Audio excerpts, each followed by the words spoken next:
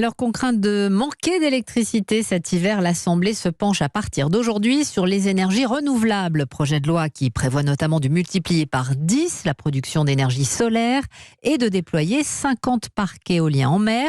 Il a déjà été adopté en première lecture par le Sénat. Cette fois, Alexandre Chauveau, le gouvernement compte sur le soutien des voix de gauche et des Verts. Oui, si la France insoumise estime que le texte ne va pas assez loin, le reste de la NUPES est plutôt ouverte. Il faut dire que le gouvernement a multiplié les signes envers la gauche, en acceptant notamment d'utiliser au maximum les zones déjà artificialisées pour installer des panneaux solaires, comme des toitures, des parkings ou le long des voies ferroviaires.